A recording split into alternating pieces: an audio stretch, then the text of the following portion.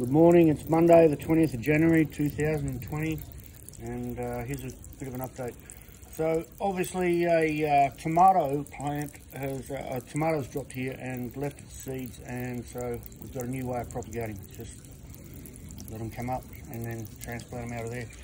So with that in mind, I've put a tomato here and I'll let it rot down and see how it grows. Get some little ones. So the tomatoes, I've actually trimmed the tops off because I don't think this structure will hold their weight if I try and close them over. Hopefully next year I'll have a shade house built and a more significant structure. So these are great. There's still more, but I'm going to start some new ones. So these ones in the pots, just in a simple cocoa peat and perlite, and with saucers underneath, are done really well. They're up to the top now, so I don't know, about as long as that cane is, I suppose, 4 foot or something. I'll run a string up to the top and grow them up there. We got fruit on them now. I propagated these from cuttings, simple cuttings. So that's a way of growing tomatoes. Using hydrogen peroxide in the nutrient solution, I can eliminate the diseases like the wilt disease and that sort of thing. So it's sterile and the plants grow well, and you don't have those limiting factors. Sniffy McGriffy's talking. So the peppers, the chilies, this one, which came from Bunnings, is labelled as a Trinidad Scorpion Butch Tea, has now got a bunch of peppers on it, chilies, and doing really well. So we'll get some of them soon. And these ones, these chocolate reapers, well, I'm not sure what they are, but I started them from seed. They might be a crossbreed. Can you have it, dog? So we've picked a few off of these. I'm not going to eat them. They're crazy. There's heaps there.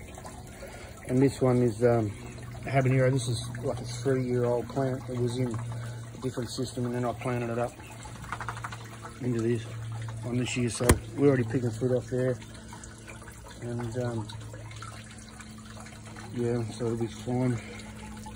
These 3 that I planted, I think these 2 are Carolina Reapers, and this is a another chocolate reaper.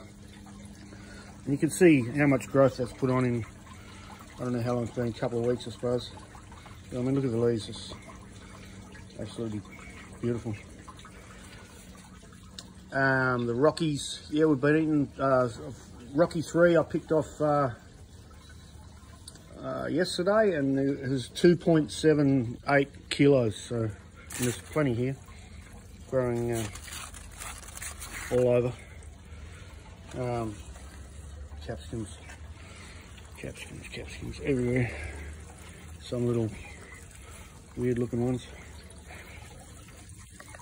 Cucumbers, going really well. They I picked a bunch on the weekend. Apple cucumbers up there, and oh, where they are, Burpless or something up there. The lettuces, which don't really like super hot temperatures, have all bolted, and so they're not going to be any good because it was too hot for them. So they'll be no good at all, so we'll just chuck them out. Onto the worm farm, and the Thai basil, I've been cutting a bit out, giving some away. The sweet basil's all gone, so I need to replant those pots, and I'll probably take that Thai basil out, put some more in, because it brings the bees, and I like that. And another dog. And yeah, well, there we go. If you want to grow tomatoes and you want to grow them in a pot, this way it works perfectly. Very simple. You don't need anything. You just need some pots and some cocoa peat and some perlite, and put your plants in there. Mix up some solution. Add a little bit of hydrogen peroxide. I can give you the the exact quantities, and then you'll have sterile plants, and they'll grow without any of those wilt diseases that seem to be affecting so many people's soils. Alrighty, I better walk these dogs. Have a good day.